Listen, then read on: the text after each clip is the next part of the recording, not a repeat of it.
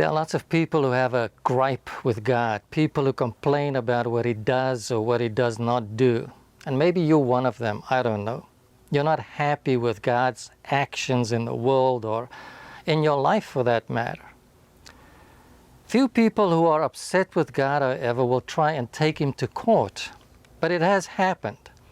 13 years ago, a state senator of Nebraska with the name of Ernie Chambers filed a suit against God.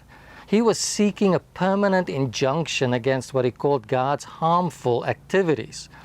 He asked that an order be issued demanding God cease and desist from causing fearsome floods, egregious earthquakes, horrendous hurricanes, terrifying tornadoes, pestilential plagues, ferocious famines, devastating droughts, genocidal wars, birth defects, and the like. In the end, the case got thrown out because the defendant, God, couldn't be properly served because of his unlisted home address.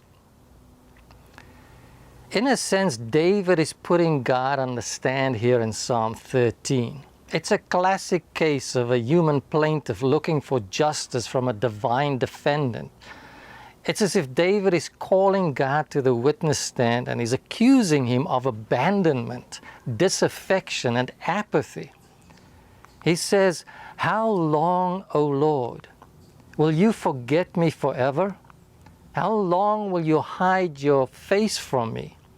He says, "God, have you forgotten me? Have you abandoned me? How long must I bear pain in my soul and have sorrow in my heart all day long? How long shall my enemy be exalted over me?" What about my pain and suffering, God? Don't you care about me? Have you ever felt like that because of what happened to you in life? You didn't get the job, you lost your child, you were diagnosed with cancer. It's as if David slams his fist on the prosecutor's podium and he says, "Consider and answer me, O Lord my God. Look at me, O Lord my God, and answer me." Have you ever wanted answers from God where you say, "Look at me, God, and answer me"?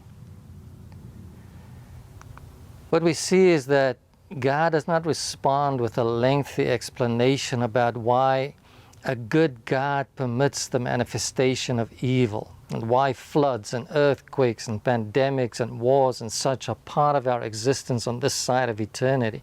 Instead, He simply chooses to come along humanity with His steadfast love, to come along you and me with His constant and unwavering love.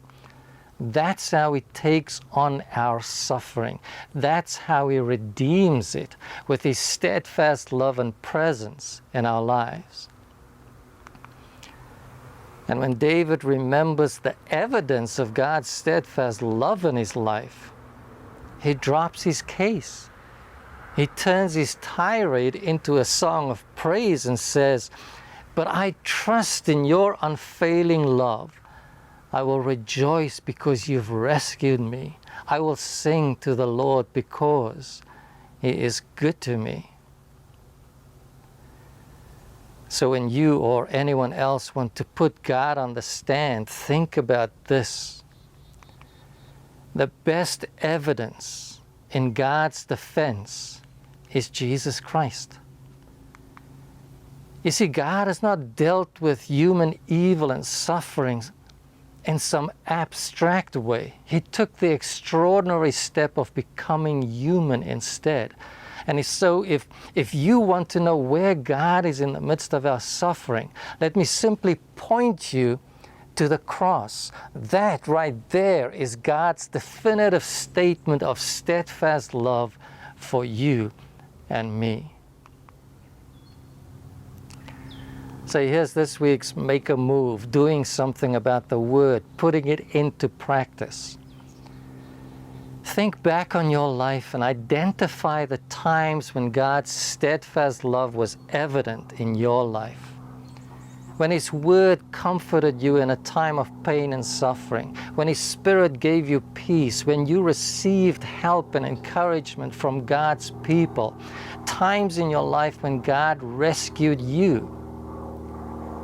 And then say to Him, God, I trust in your unfailing love. I will rejoice because you are good to me. There's an old evangelistic tract with the words, the nations of the world got together to pronounce judgment on God for all the evils in the world, only to realize with a shock that God had already served His sentence. He did it on the cross. And that means case dismissed.